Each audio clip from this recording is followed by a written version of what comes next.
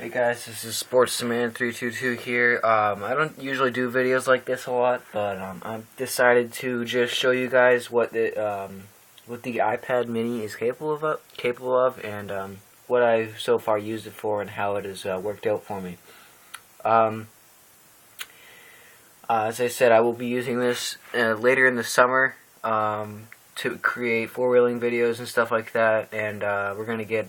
I have an RC car that used to be that's like an old racing RC car that goes really fast. So we might be recording that, and we can use my iPad to upload that. Anyway, right here, as you can see, we have the black slate model and the white white model. This one is my brother's, which is Big Hunter. I'll put I can't remember right now, but I'll put his channel in the description. It's Big Hunter something. All right, so we have the two iPads here. As you can see on the white one, it has the white trim around it. Reasons that I didn't choose that model are because in certain applications, and when the screen is not fitted for, or the application is not fitted for the iPad itself, you can see a black gap in between the sides, which is the reason why I didn't choose that one, as I chose the black one, which is right here. And I really like this this model because once, as I said, it kind of makes that line invisible, and it doesn't, show up as much. Plus, just the overall look of it and how sleek it is, just overall appearance, just kind of just strikes me as cool. So that's the one I decided to get. So far, I've gotten some apps on this, and I've deleted some, and I've used a lot of them, and I've found that the iPad has handled quite well with this.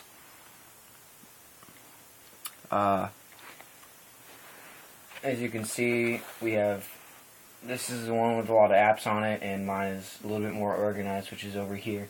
I only have these right here. There's a lot on this one. Anyway, the overall performance of these two, a lot of these applications come really good handy.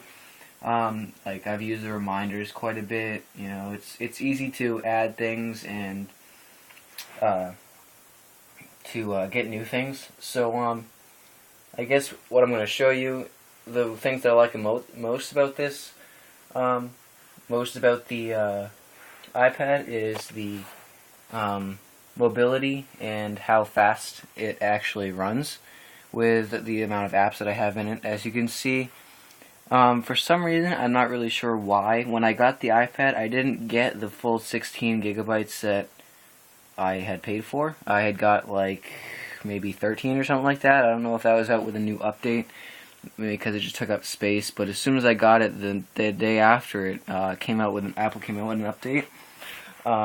Anyway, so I haven't taken any photos really yet, so I don't use that a lot. Because it's not that time of year. I usually use that during summer. I've used the web browsing a lot. It has come in handy. A lot of stuff is it's really fast. It comes in handy, and I'm actually really happy about that. Anyway, I guess I can just show you the overall fluidness of how a certain application runs. As you can see here, it's very fast, very efficient. I guess overall it just works really well with a lot of the video processing and gaming type deals. As you can see, I have a small selection, I guess you could say. Most of these things it's kind of a mix of stuff. I have probably one of the more popular games here. That's just one of them. I also have Real Racing 3. I guess I can just show you guys that and show you guys how it performs with. I don't know with the iPad. I don't know the exact RAM size for the iPad. That I can put in the description. It's not possible that it'll be there, but you could check the Apple site for that if you want to. Anyway, I'll just show you guys what this is like. Let me see if I can find an easy one, I guess.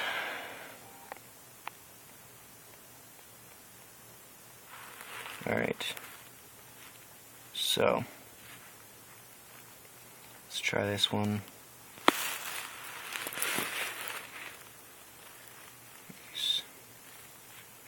I'm not the top of the line type of gamer, so I mean I'm gonna try my best, but I don't think it. I think it's gonna come out pretty good. Anyway, as you can see, the graphics so far are actually quite surprising for what it's actually capable. What this iPad is actually capable of. I've used this game before, and I've seen how well it handles, and so far there's no lag, and there's no like any type of interruption in the game. It actually handles everything that's being thrown at it very well. Like, this game is probably one of the higher intensive RAM games. As you can see, I'm not doing very good right now, and it's actually. That's actually a good representation of how good the RAM is handling this right now.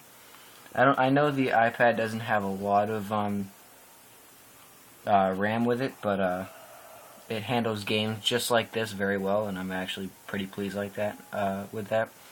Anyway, that's a short demonstration of how that works. We have all the basic applications like messages. The messages I'm actually very pleased with. I use them a lot, and well, I mean, I use them with some. Most of the people, you can only message people with iPhones or iPods or Macs. That's it, and because they have to have the messages application. It's easy to set up. You can ask your friends, or you can just ask an Apple person that knows how to do it. Alright, so let's try opening a site. Show you guys how fast that is. Let's search. Should we search? Let's go to Google first. As you can see, that was pretty fast. Alright.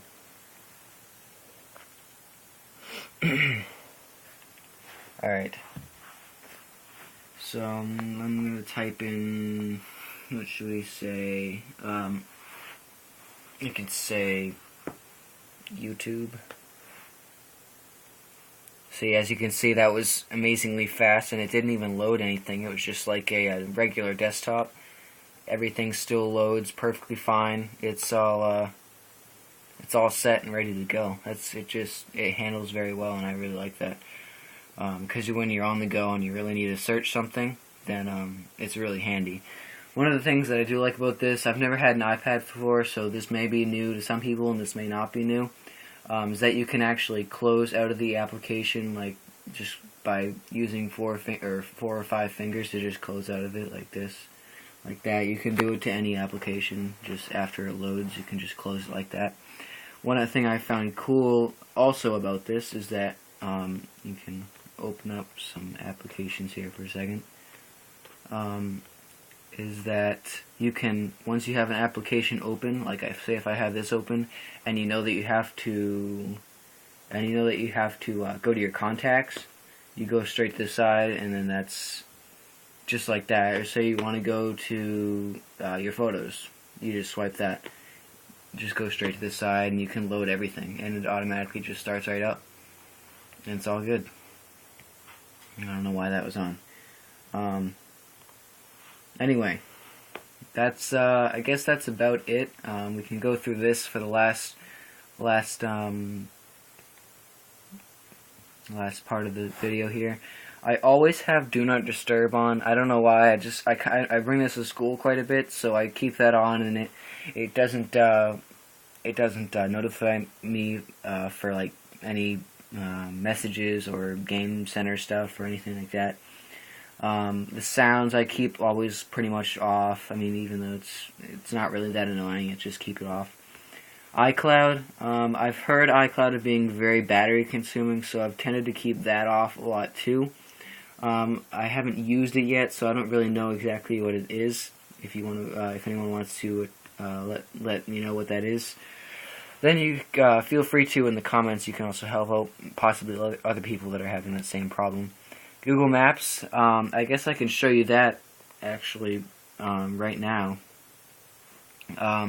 There's a new 3D version of it, so I mean it's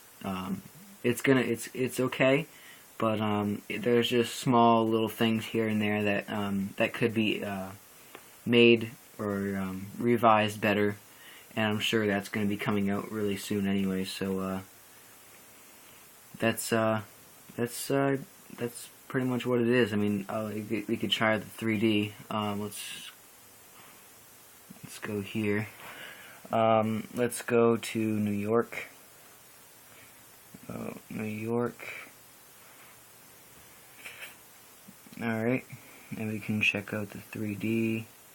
And let's turn, if I can figure this out, turn on the satellite. See what that looks like.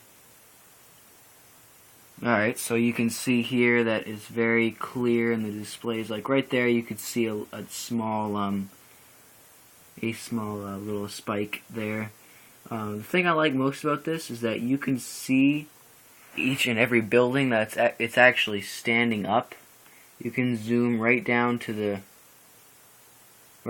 small parts of the city and actually look in and see all the stuff, which I find actually pretty amazing. It actually looks like you're there or you're right above it. I've never been to New York, so I'm not really sure how outdated or more recent this picture is. I just like how much you can actually zoom in and see all this stuff. And this is one of the things that you have to really let it load with. It's a more time consuming process, which might take a little bit. Yeah, so I mean, you can see all the buildings, which is actually really cool. I mean, you can actually go in. So, all right, and yeah, I mean that's about all I have to say. I mean, wow, that's actually pretty cool. I didn't know you could do that. All right, so I guess I'm going to wrap this up. Hopefully you guys like the video, and if you have any questions, you can contact me. But I'm probably not the most reliable person for technology issues. You can just go to apple.com, and I'll put their link in the description if you would like that. Anyway, comment, rate, and subscribe, I believe is what I'm supposed to say to you guys. Alright, have a nice day, and see you later.